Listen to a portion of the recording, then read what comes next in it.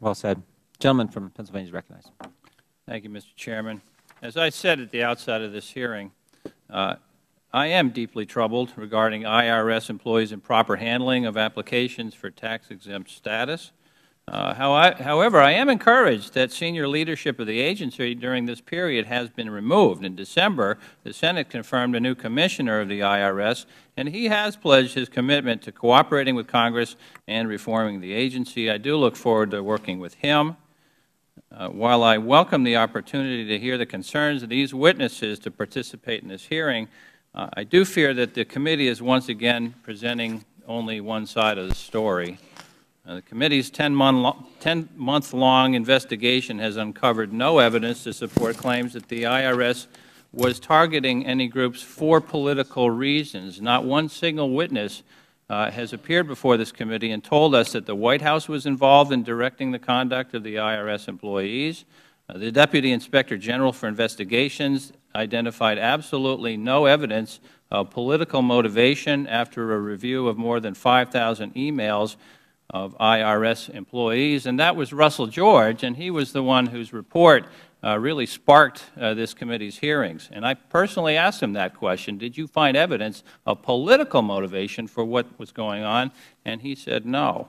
Instead, as we learned in a transcribed interview last year, it was a self-described conservative Republican manager in Cincinnati who oversaw IRS employees who developed the inappropriate criteria for examination. And Mr. Sekulow, you were helpful with some statistics this morning, and I wanted to ask you about that. You mentioned 104 conservative groups targeted. Was that the number? This is from the report of the IRS dated through July 29th of 2013. 104 conservative organizations on that report were targeted. Thank you. And then 7 progressive targeted groups? 7 progressive target groups, all of which received their tax exemption. Does it give the total number of applications? In other words, 104 conservative groups targeted. How many applied? How many conservative groups applied? In the TIGTA report, there was, I think the number was 283, that they had become part of the target. But actually, applications, a lot of the IRS justification for this, at least purportedly, was an increase in applications, and there was actually a decrease in the number. And does it give the number of progressive groups that applied for tax-exempt status? No, the only report that has the progressive... No? The one that I have just is the report I have in front of me is the one which just has the 7. Okay. All right. Thank you.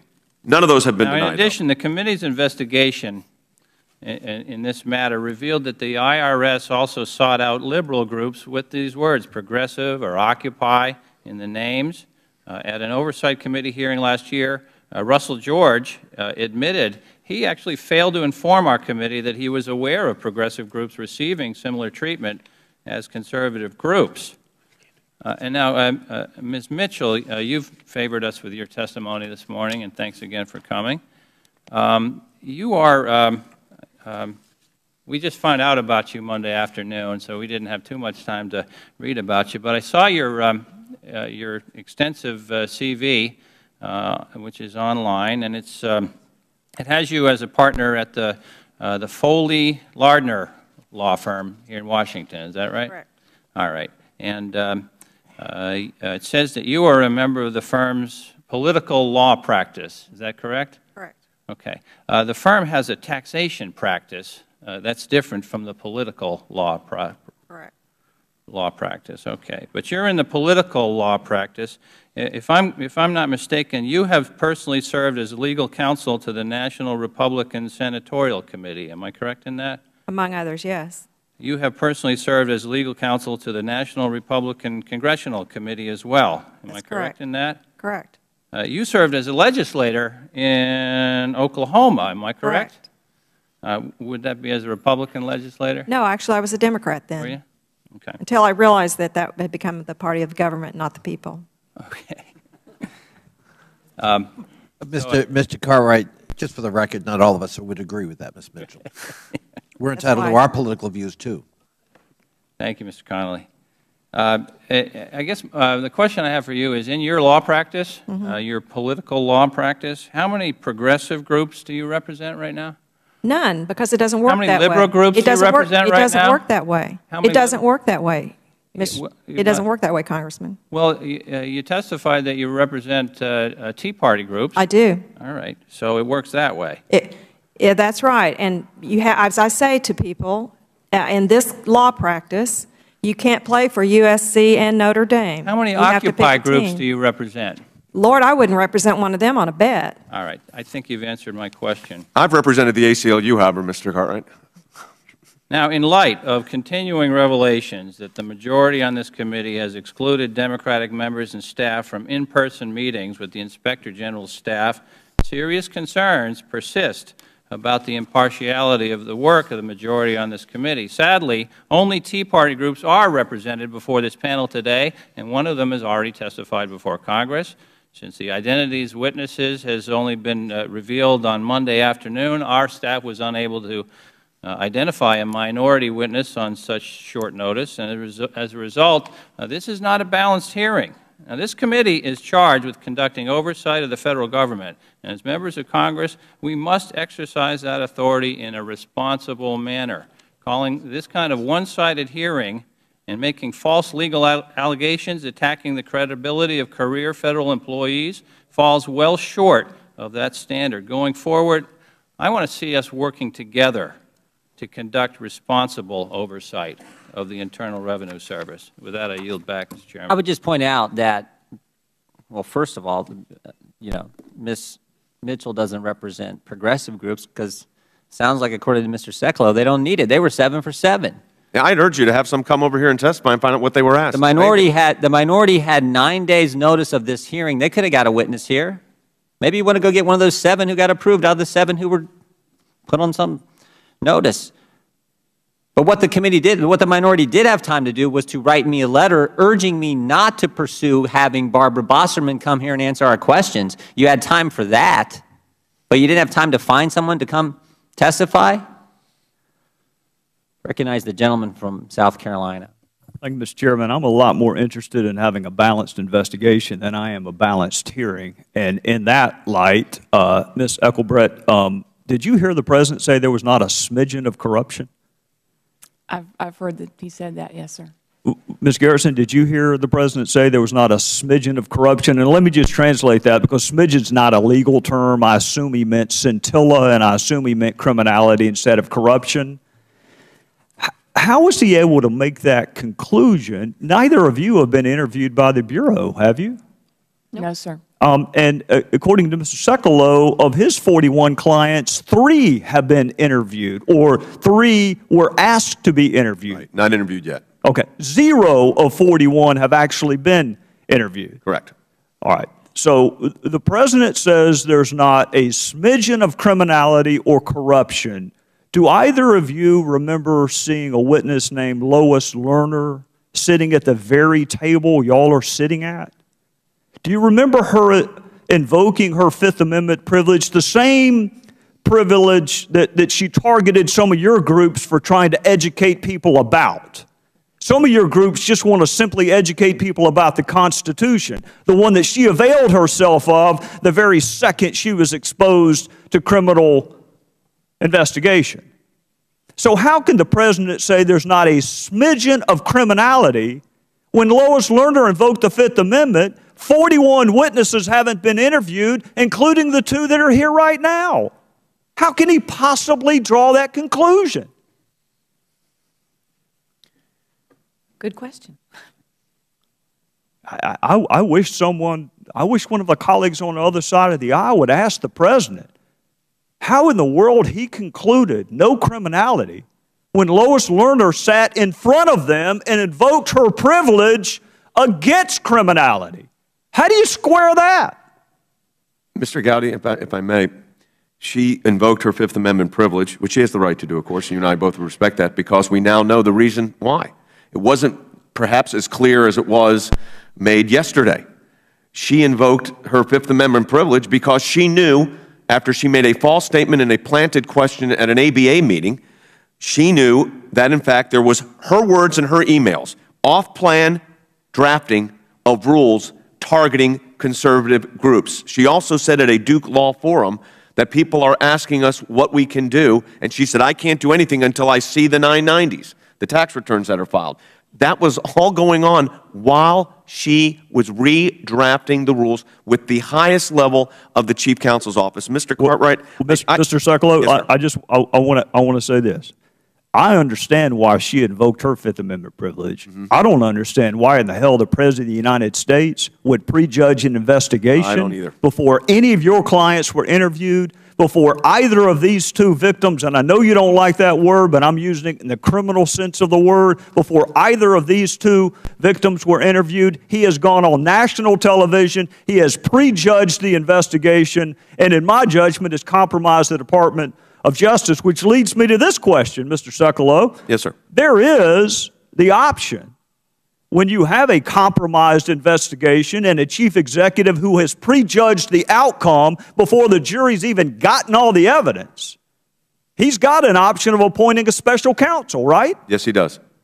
And the special counsel regulation says if it's extraordinary circumstances that furthers the public interest.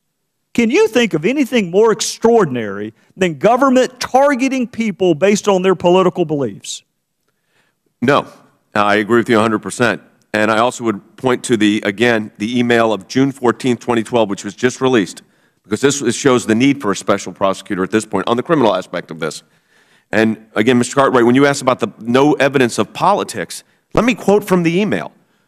Don't know who in your organization is keeping tabs on C4s, but since we mentioned potentially addressing them off-plan in 2013, I've got my radar up, and this seemed interesting. These are coming from the most senior people within the Chief Counsel's Office of the IRS, which is a presidential appointee. Again, it's an office I came out of, so I have due respect for the office. But at this point, a special prosecutor to evaluate the criminal sanctions or criminal laws applicable would probably be the best, I believe would be the best way to go, because I don't think the Justice Department right now, again, with due respect to the Justice Department, is institutionally capable of doing this.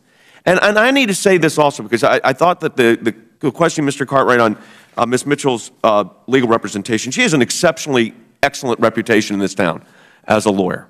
And her clients tend to be conservative because that's who her clients tend to be. But, you know, I'm a conservative also, but like I said, I've represented the American Civil Liberties Union in cases at the Supreme Court of the United States. I've represented the National Democratic Policy Committee as well. So I don't think it's fair to go after the lawyers in a situation where it is the IRS that is trying to use their procedures to justify their illegal conduct. Remember the apology? They offered the apology. You know what? The apology is not accepted. Mr. Chairman, in conclusion, I believe the ranking subcommittee member said that there are 13 people assigned to this investigation, if I heard correctly. 13 people in 6 months have not had time to interview a single solitary one of Mr. Sekulow's clients. 13 people in 6 months have not had time to interview either of these two witnesses, and yet the chief executive, the President of the United States, has already prejudged the outcome of this investigation. So either it's ongoing or it's not. Either he's wrong or Eric Holder is wrong. In either case, it is time for special counsel, Mr. Chairman. Thank the gentleman. Recognize the gentleman from Virginia. Thank you, Mr. Chairman, and thank you for this intriguing hearing. I will say at the outset, my friend from South Carolina, for whom I have great regard, we don't agree on much, but we have mutual respect.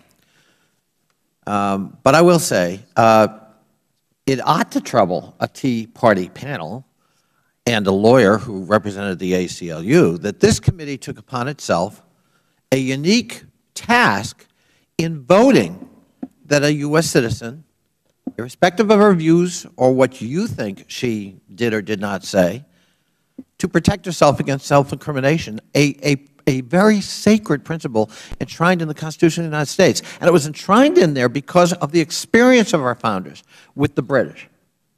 It's a very real right. This committee took upon itself, every member on that side, including my friend from South Carolina, voted unilaterally to decide she dispensed with, waived her Fifth Amendment right. And if we can do that to her, we can do it to you. Every one of us on this side of the aisle voted not to do that because, irrespective of what one may decide on the substance of Ms. Lois learners' behavior, testimony, whatever, we think American citizens are entitled to constitutional protections, and that the Congress, a committee of Congress, does not have the unilateral ability to decide on its own that you waive that right. And listening to the testimony and the concerns here about a government that's overreaching, I would think you might be concerned about this committee overreaching. But it wasn't this side, Ms. Mitchell, that did it. It wasn't this. No, I'm not asking you a question. You made a statement. I'm making a statement. Ms. Engelbrecht, your written testimony states you believe various run-ins with the government were prompted by your applications for a tax-exempt status with the IRS. Is that correct? Yes, sir. One of the federal agencies you mentioned is OSHA, the Occupational Safety and Health Administration. You complained specifically that in 2012, OSHA inspected your company, Engelbrecht Manufacturing, and which manufactures fabricated metal products, and you state that OSHA found, and I quote, nothing serious or significant, and nonetheless, OSHA issued fines in excess of $20,000. Is that correct? Yes, sir. OSHA's inspection report shows that it identified 10 violations at your manufacturing company, all of which it classified as serious. These violations included the failure to provide employees with appropriate eye or face protection when exposed to eye or face hazards from flying particles, molten metal, liquid chemicals, acids, caustic liquids, chemical gases or vapors, or potentially injurious light radiation. And, Mr. Chairman, I'd ask that the inspection report go into the record at this point. Without objection. Now, is it your contention that those findings were politically motivated because of your seeking a tax-exempt status for another entity? That those violations, in fact, were trivial or non-serious, in your view? When OSHA came to our shop, they came under a false SIC classification. They came when neither my husband nor I were there, and proceeded to interview employees. And I would very much welcome everything that that OSHA gave to us be included, because the cover letter of OSHA clearly states that they found nothing. No, sir. Let me please answer the question. No, ma'am. I am going to control this questioning, and I'm asking you a simple question. You're going to have a press conference later. You can speak to your heart's content there. I only have 5 minutes. Were these or were these not, in your view, a serious matter? I thought your testimony said they were not serious. In my opinion, and in the cover letter stated opinion of OSHA, they were not serious. You complained that neither you nor your husband were there. Is it not the case that it's OSHA's practice not to give advance warning? That's the whole point of an inspection, to determine whether a facility, in fact, is safe, whether there are violations or not. To tell you we're coming next Thursday is obviously to give you a heads up to clean up whatever you might think is, a violation. Isn't that their normal practice? Sir, I don't know what the normal practice is. We complied, as we did with every agency that came over these last 3 years. If it's your testimony now under oath that you don't know their normal practice, how are you able, nonetheless, to conclude that it's politically motivated and has something to do with your seeking a tax-exempt status to punish you for that, as opposed to their normal practice looking at a manufacturing facility to make sure it's safe for the workers? Because in the past 3 years, after 20 years of being, nearly 20 years of being in business and no agency coming to visit with us, the succession of agencies that have now come to us for all manner of things begs the question, the statistical probabilities of what happened to me happening without political motivation is staggering. Well, I would just note for the record, Ms. Engelbrecht and Mr. Cicolo, because we're so concerned about the law here and making sure there are no violations of the law, are you aware of the fact that it's actually illegal for the Department of Labor's OSHA to give advance notice when it does inspections? That's actually a matter of law. I was not aware of that, but I'm not contending that they should have given us notice. I'm only observing. But you complained about it. You complained that you didn't get advance notice, and you just said you were concerned that neither your husband, I understand the concern, but you understand that they can't check in advance to see will you be there. Nor did we try to do anything to discourage that process, even though we weren't on premise. And I absolutely take that at face value. But it's a huge leap then, given that, to conclude that someone's out to get you, Ms. Engelbrecht. that there's any political motivation whatsoever with OSHA following its standard operating procedures. But Mr. Connolly, you're aware that the information from the Gentleman's- IRS is Mr. shared with Sekulow- other agencies. I'm sorry. Mr. Sekulow, Sorry. I have not asked you a question. Gentleman's time has expired. Thank you. Ms. Engelbrecht, in the first 20 years of business, did OSHA ever visit your place of business? No, sir. Never once? No, sir. After you filed the application, OSHA visited then, right? Yes, sir. Okay. And in the first 20 years of business, did the ATF ever come to your business? No, sir. Okay. And they came a couple times once you filed your application? Yes, sir. Right. And in your first 20 years of business, did the IRS ever audit you? No, sir. But once you filed your application, did they audit you? Many times. Okay. And in your first 20 years of business, did the FBI ever visit you? No, sir. But once you filed your application, did they visit you? 6 times. But Mr. Connolly wants us all to believe that's a coincidence. I would recognize the...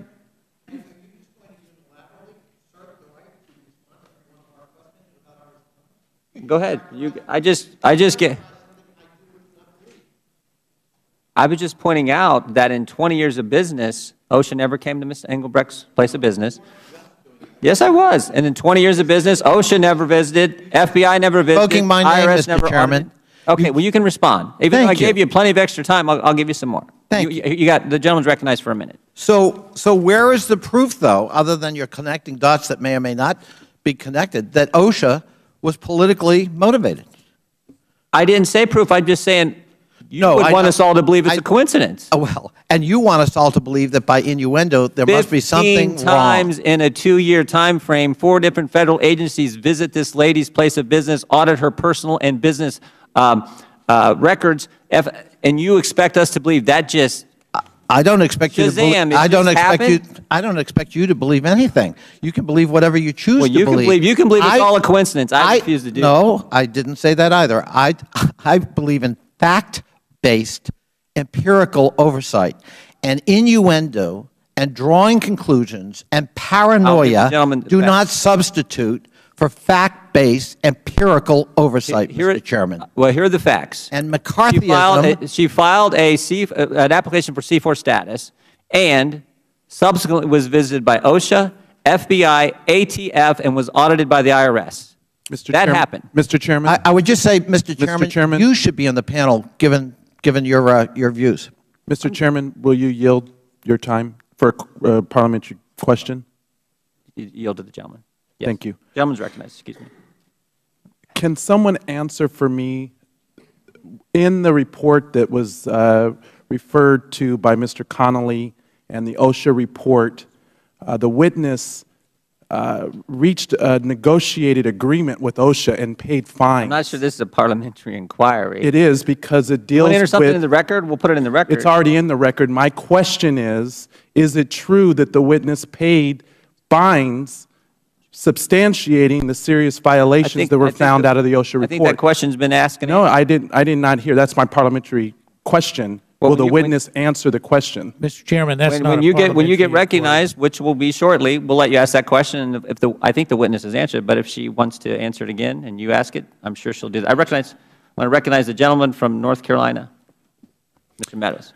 Thank you, Mr. Chairman. Ms. Engelbrecht, you started to respond to the gentleman from Virginia by saying the cover letter, and he cut you off. Go ahead. You can finish what you wanted to say in that cover letter.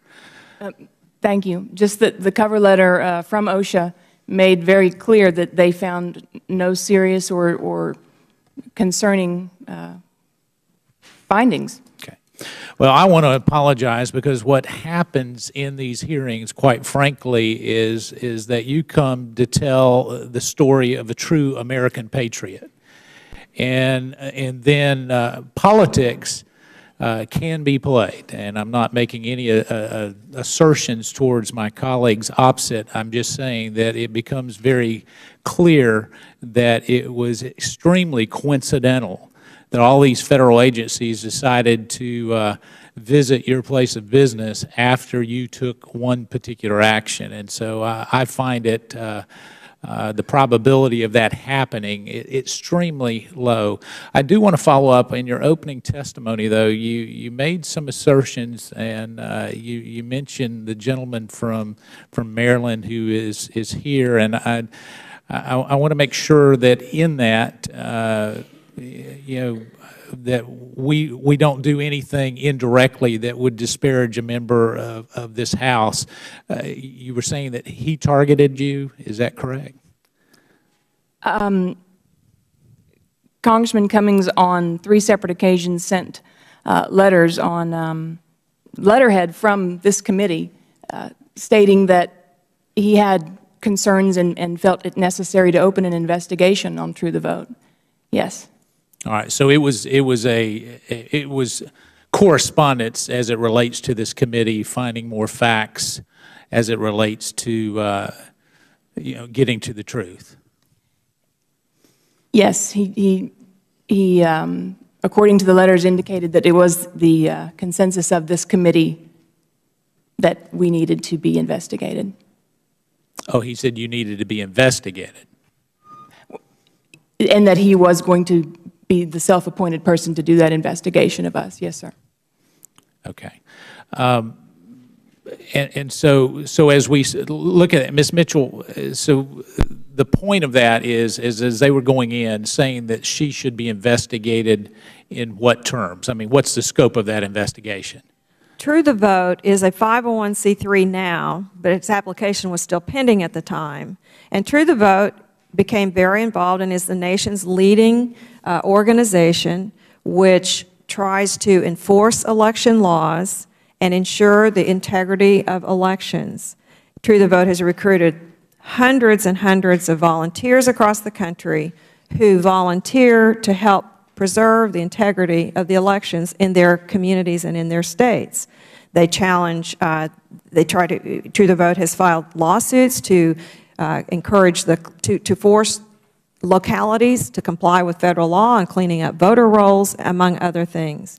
Congressman Cummings took it upon himself, and I think that I was not representing True the Vote in that particular proceeding, but there were a series of letters sent to True the Vote from Congressman Cummings, which purported to be on behalf of the committee, using the franking privilege, and which sought to delve into the inner workings of True the Vote and to make allegations about True the Vote that were not true, demanding materials, demanding information, demanding that Catherine Engelbrecht and representatives of True the Vote make themselves available in Washington.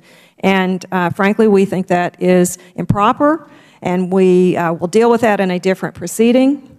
But we also, we also want to know whether there was any effort. We want to get to the bottom of how these coincidences happened. And we're going to try to figure out whether there was any staff of this committee that might have been involved in putting True the Vote on the radar screen of some of these federal agencies. We don't know that, but we're going to do everything we can do to try to get to the bottom of how did this all happen. The gentleman yield. Yes. I want to thank the gentleman for his courtesy. What she just said is absolutely incorrect and not true. Letters were sent out as the ranking member. I am the ranking member of this committee. I did nothing different than what Mr. Issa has done when looking into situations. And I don't want to put out there that I was trying to act on behalf of the committee or anything unusual. We were basically looking into voting situations and whether voters were in any way being impeded from voting. I want to thank the gentleman for, and we have the letters, by the way, and they're all and Chairman Issa was sent copies of all the letters. So it wasn't like we weren't hiding anything. Thank you very much. Well, and I thank the gentleman and certainly wanting to make sure that you have the opportunity. And so, Ms. Engelbrecht, the gentleman from Maryland obviously is one that, from a targeting standpoint, so I would just let him follow up on that and make sure and give him the yield to him in terms of following up to assure you that neither he nor his staff or anyone would have contacted the IRS to investigate you and to do that. And so I'd yield to the gentleman and let him give you those personal assurances. I can assure you. Let me just be very, and I want to thank the gentleman for that. There is no one that I know of that care more about the rights of our citizens than I do, and I'm sure all of us do.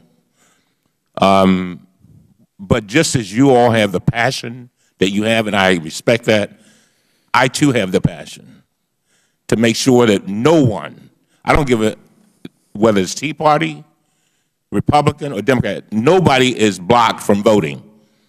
There's no way that I would be sitting here today, no way, unless it was for unless we had fair and voting in this nation. My 88-year-old mother, who's probably watching us right now, could not vote. And the last thing I said, Ma, one of the things she said to me, I do not want to die with the thought that my people are losing their right to vote. And so I got to tell you, I want to thank the gentleman because I wanted that to be clear. And I will fight until I die for the right to vote. Because it's not about me. It's about generations yet unborn and their rights. And just like you all care about IRS not doing the things that you feel that they've done, I feel the same way. I don't want the IRS targeting anybody. But at the same time, I have the same passion about their right to vote. And again, I want to thank the gentleman for yielding. Well, I want the gentleman to be able to assure Ms. Engelbrecht that he, and I'll let him speak to this, but that he did not direct, nor his staff direct anybody at the IRS to investigate you and look into this particular matter. I can assure you of that, what he just said. I thank the gentleman. I thank the chairman for his patience. And I want to I really do thank the gentleman for that opportunity. Gentlelady from Illinois is recognized. Thank you, Mr. Chairman. Mr. Chairman, I am looking at a letter from the U.S. Department of Justice in response to your letter and Chairman Issa's letter requesting information pertaining to an ongoing investigation. And I don't know if this is in the record or not, but at last, for it to be entered into the record, is there a response to your request? And This is a response from Mr. Cole, this is the response Deputy Assistant Attorney General? No, from Assistant Director Stephen Kelly to your letter and Mr. Issa's letter. Oh, this is before the first year, okay. Yeah, without objection. Thank you. Like all Americans, I was outraged to learn of the targeting by the IRS of both conservative and progressive groups. This type of political targeting by a government agency that is supposed to have the public's trust is completely unacceptable. So I certainly understand the emotion and passion of the witnesses. As members of Congress, particularly members of this committee, we have a duty to look into this type of wrongdoing and mismanagement that occurred at the IRS. We also have to learn from the mistakes and put processes in place to make sure that they never happen again. And I think this is something that all of my colleagues on this panel are committed to doing. The Department of Justice is also rightfully investigating the incident to determine if any laws were broken. But, you know, Mr. Chairman, I think it's completely inappropriate to provide these witnesses with a platform today to unfairly attack ranking member of the full committee, Mr. Cummings. Like any member of this committee, he has the authority, and one might even say the moral obligation, to conduct investigations into serious concerns that are raised to his attention. In this case, the ranking member requested documents to investigate serious public allegations of voter disenfranchisement regarding True the Vote. He wrote letters laying out these allegations, he cited the sources for his information, and he asked True the Vote to provide documents to either prove or disprove these allegations. Mr. Cummings' actions were no different than those of Congressman Issa when he served as this committee's ranking member, and Representative Issa sent letters after letter in his making similar documents requests from all kinds of government and private entities. I would expect that you and every other member of this committee would defend the right of all members to seek information and documents regardless of party affiliation. It's no surprise that the group the ranking member has been investigating should lash out against him. What is surprising is that they would suggest that the FBI investigate his actions as potential illegal activity. And what is so astonishing to me is that you would give them a public forum to do so. The false and outrageous allegations against Mr. Cummings were included in written testimony distributed by this committee in advance of today's hearing and posted on the committee's public website. You knew this was coming and you allowed it to happen. And earlier today, Mr. Cummings wrote a letter to the Board of the Office of Congressional Ethics, easily debunking these claims and providing full copies of all of his correspondence with True the Vote. He also made all of those letters available to the public on the Democratic Committee website. I ask that his letter be made part of the hearing record today, and I regret that our committee would allow itself to be used for such a blatant political stunt. Without objection. Thank you. I want to sort of touch back, as someone who has a large number of manufacturers in my district. I am very, very concerned for our small business owners. Ms. Engelbrecht, you are a small business owner. I congratulate you on that. They're the engine of our economy, even during the recession. It's the only part of our economy that continued to grow, and you certainly provided 30-plus employees with a good living so that they could take care of their families.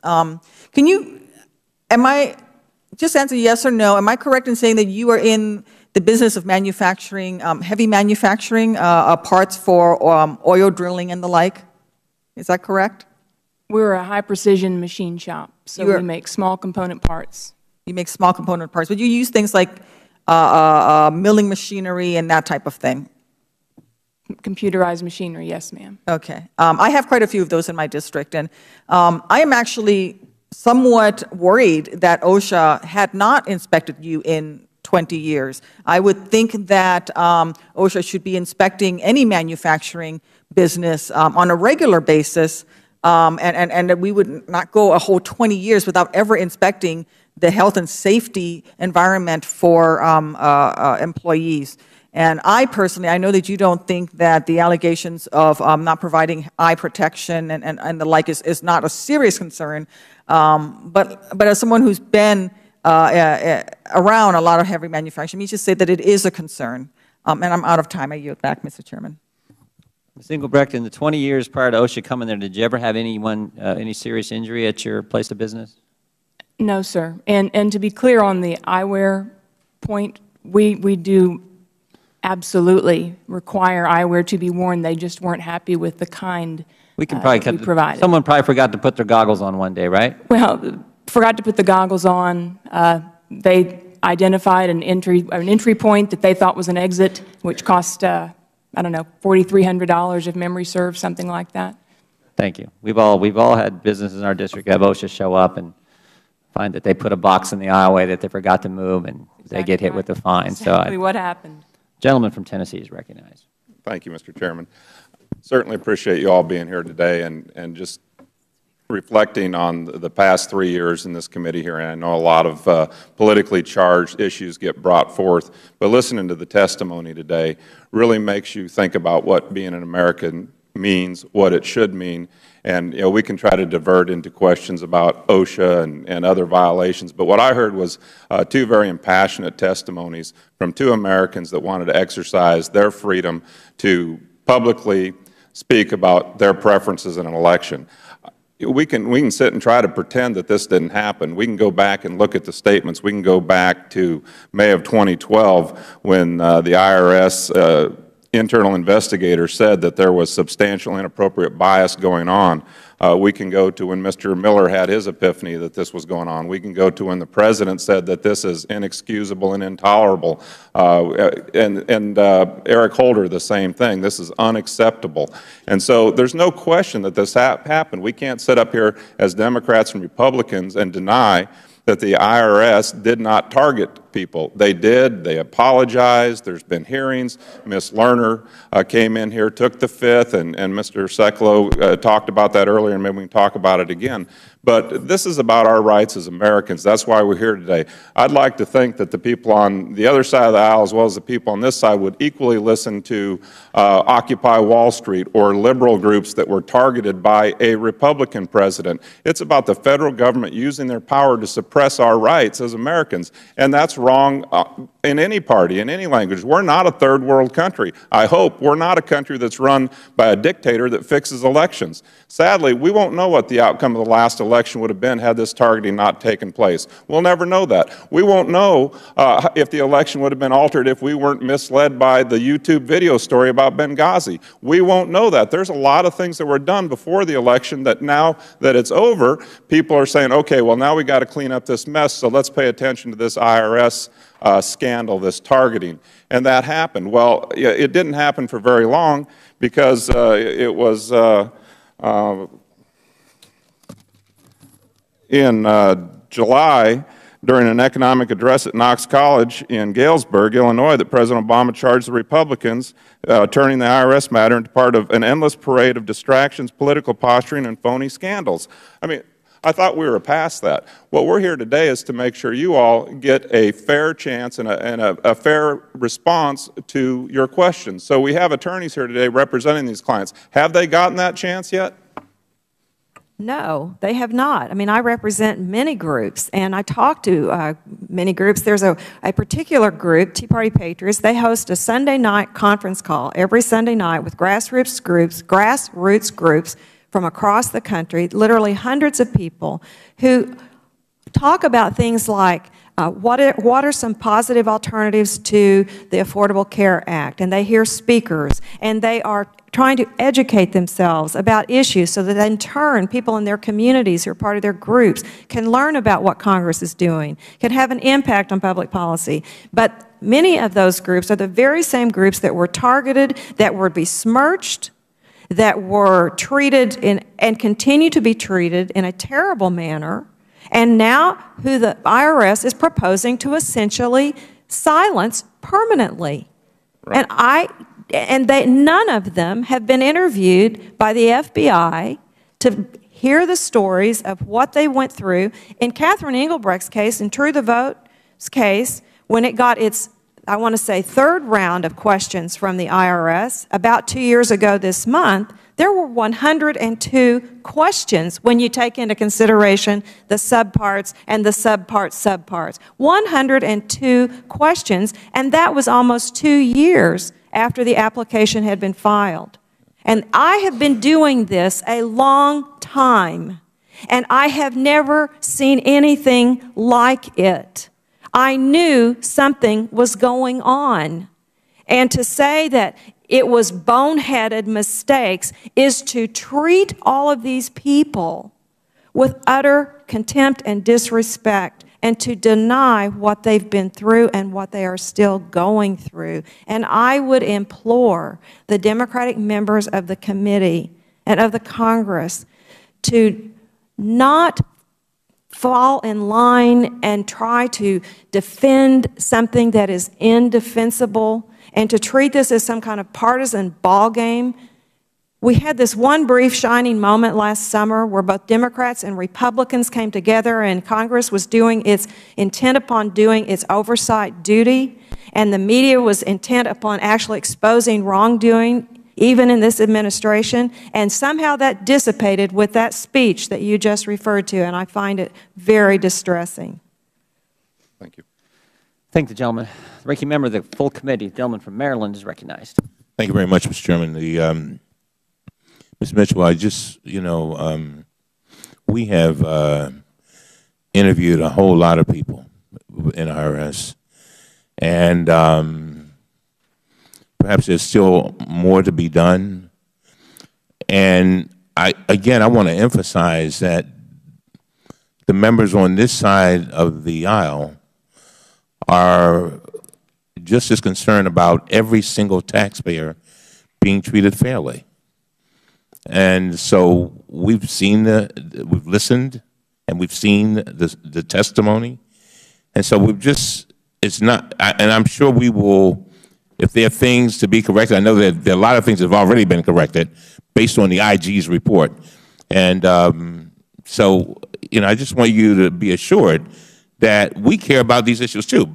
We have constituents who we want to make sure are treated fairly too, no matter who they are, And so I want to make that clear. I also want to go back to Mr. Meadows and want to thank you for, again, yielding. And Ms. Engelbrecht, Mr. Meadows is right. There's no targeting over here. We were just trying to figure out, make sure that no one was unfairly being impeded from voting. And it's a very serious matter for me. But the letters that I sent you, some of them concern a report, and the Institute for Research and Education on Human Rights issued that report in 2012, and their report examined your organization's activities in North Carolina, particularly with respect to where your poll watchers were placed. The report said that your poll watchers, and I quote, and this is a report, and this is what we were trying to figure out whether it was true or not, Mr. Meadows, and it said, go to the polls on Election Day and aggressively challenge the registration, the identity, or eligibility of prospective voters, end of quote. According to this report, your volunteers were concentrated in counties in North Carolina that have high percentages of African American and Latino populations. I want to ask you about this specific information in the report. First, of the 25 counties in North Carolina with the highest African American population, the report says that True to Vote and volunteers were sent to 24 of them. Is that accurate?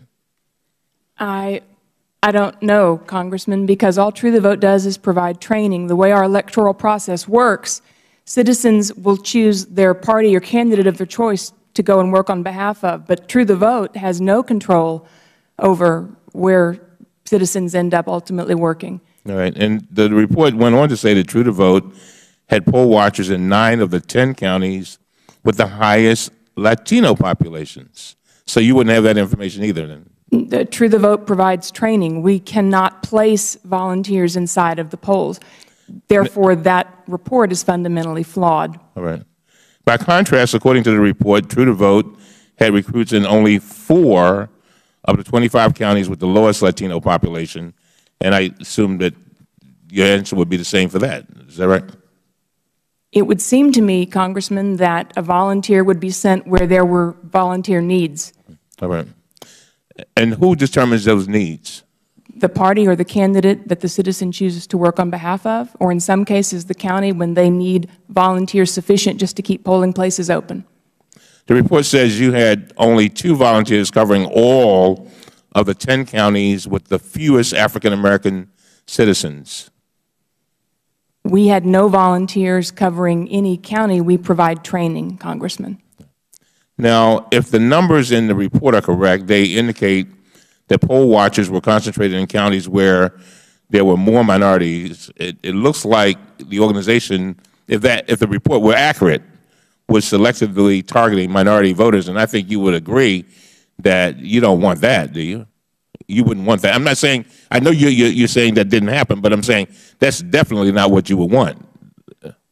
No, the mission of True the Vote is to make sure that every American citizen, regardless of political party affiliation, has the opportunity to participate unimpeded in elections that are free and fair. And on October 29th, your attorney wrote a letter saying this, and I quote, we operate completely in the open with anyone and everyone available to see what we do when we do it. Is that true? Absolutely. And so obviously, I hear what you're saying, but you can understand that when we get a report like that, we're almost incumbent. I would think Republicans and Democrats would be concerned about those kinds of allegations because those are the things that go to the fundamentals of this country, that right to vote. And you made it clear that you don't impede people from voting. Is that right? No, sir. Very well. Thank you very much. I thank the gentleman. Ms. Engelbrecht, deep down, why do you think you had 15 visits from 4 federal agencies in a 2-year time frame after you applied? Deep down, why do you think you were targeted? I think I was targeted because of my political beliefs. Because of your conservative political beliefs. You know, I think it's actually, though, a little bigger. My guess is you were targeted because of your political beliefs, yes, but also because you were effective. It was working, right? True the Vote was having an impact. You were cleaning up voter rolls, right? You were educating people about how we should have free and fair, honest elections. You were praised by attorney generals all over the country, secretary of states. I'm looking at this, I'm looking at, you even had a program an outreach program to Hispanic Americans, is that correct? Absolutely. Yeah, they targeted you because it was working. They said, well, we can't have this. Here's a conservative who's making an impact. That's why you were targeted. And all while this is going on, the President is saying things. After the Citizens United, the President's making all kinds of statements. He says things like, we got shadowy groups getting involved in elections.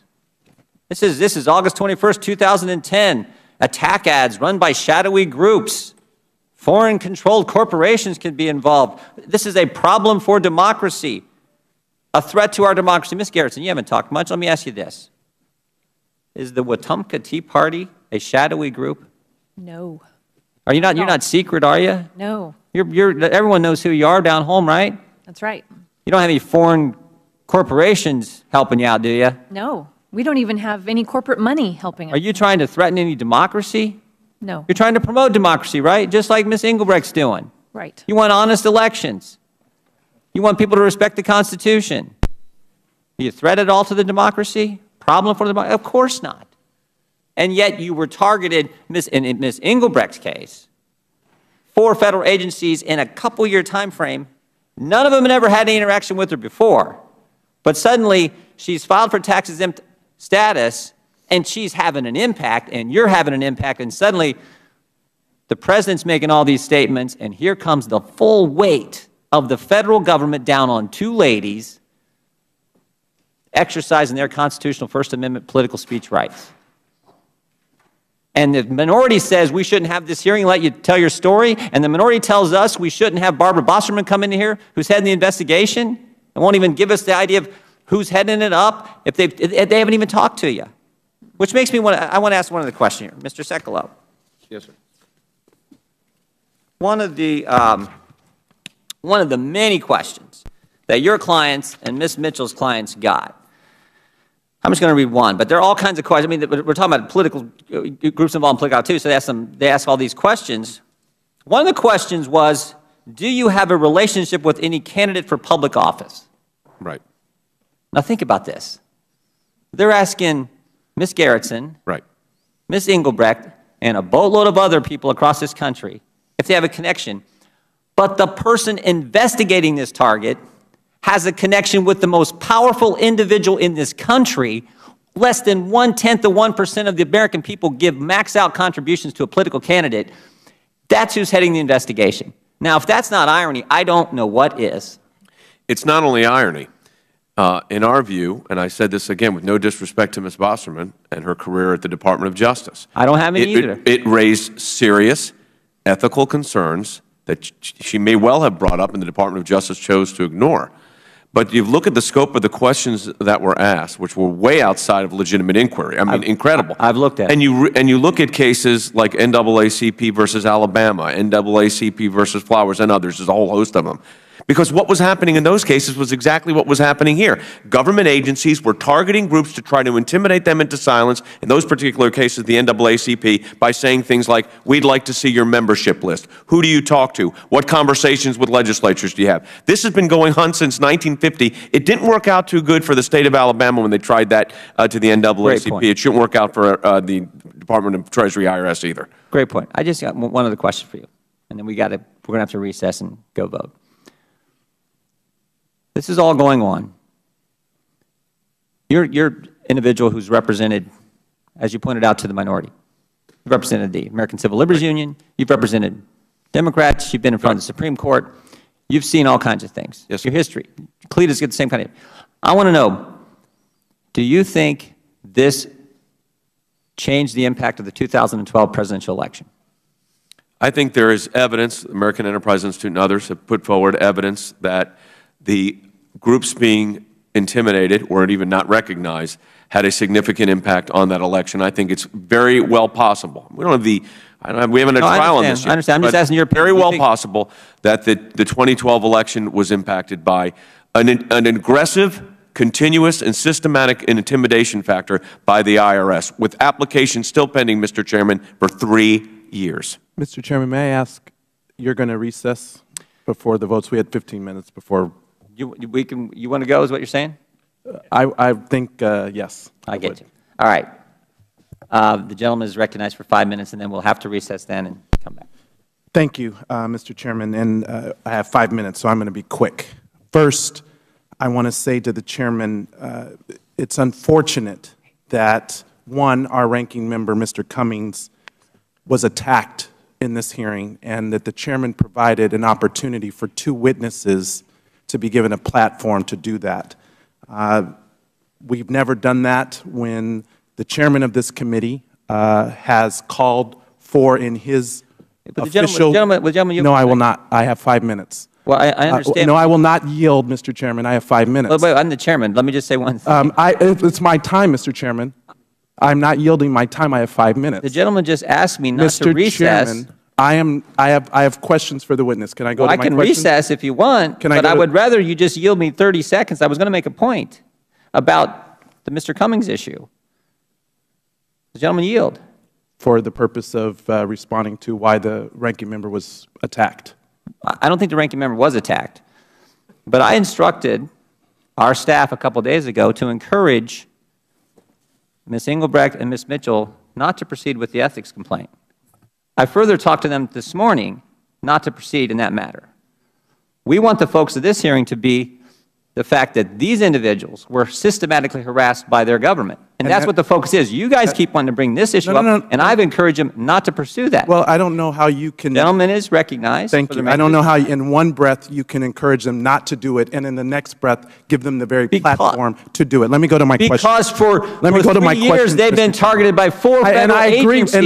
That's a story that needs to be told. Mr. Chairman, I agree with the fact that groups, whether they're Tea Party groups, the NAACP, or Greenpeace, have been targeted by the IRS. That's not the fact. That's not the fact. There's no disputing the fact that there was wrongdoing, and there's no disputing that we should be working to fix that. But that's not what happened here today. What happened here today was an ongoing theatrics to continue the partisanship about relitigating an election that is over.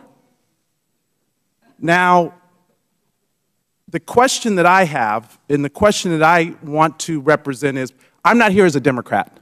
I'm here as a representative of the constituents of Nevada's 4th that elected me to serve them, whether they are Democrats, Republicans, independents, or nonpartisans. I have Tea Party constituents in my district, and I respect their right as I respect any other constituent. And I am not here to push an agenda, but to get to the facts. And so I am deeply concerned about what has transpired, and I want to fix it. But that's never what this committee ever gets to, because we spend more time attacking our own members. But regardless of which party holds power, it's unacceptable, it needs to stop, and we need to fix it. One way I think we should be working to fix it is by addressing the inconsistency of the regulation for how 501c4s are treated to begin with. And according to statute, if they engage exclusively on social welfare activities, they may qualify for 501c4 status. However, it is not how it has been applied in that way that has allowed organizations to engage in some political activity as long as it is not the primary activity of that organization. So in my opinion, political activity should be strictly limited based on the statute. And we should completely prohibit any 501c4 from making expenditures, supporting or opposing a candidate for public office, or making monetary or in-kind contributions to political action committees or any other entity engaged in campaign activity. If we were able to get to that point, there wouldn't be this ambiguity to begin with. Now, we've heard issues where, unfortunately, some of the groups who were reviewed may not have been following this standard. Ms. Engelbert, your group, True the Vote, on your website it says one of your top goals last year was to, quote, trim the early voting period. Is that right? I'm not sure what you're referring to. On your website, it indicates, are you guys against early voting? Do you oppose early voting in states? No, absolutely not. However, there are states that have months of early voting, and I think that that could be looked at for a number of reasons, yes. But on your website, it does not say trim the early voting period. I have a copy of your website. I mean, it's... taken out of in that context, it may say, in fact, but for the record, early voting is an important part of the process. I think there's value in determining whether or not a month before the election day, early voting is really necessary. Well, during the 2012 election, we saw lines stretching so long that people couldn't even get to vote, and many people were discouraged. And from that, President Obama commissioned a bipartisan commission, the head of his election and the head of Mitt Romney's election, working in a bipartisan way to come up with recommendations. And their conclusion was actually that we need to expand early voting to help voters. Would you agree that that should be an approach that should be taken based on the recommendations of that commission?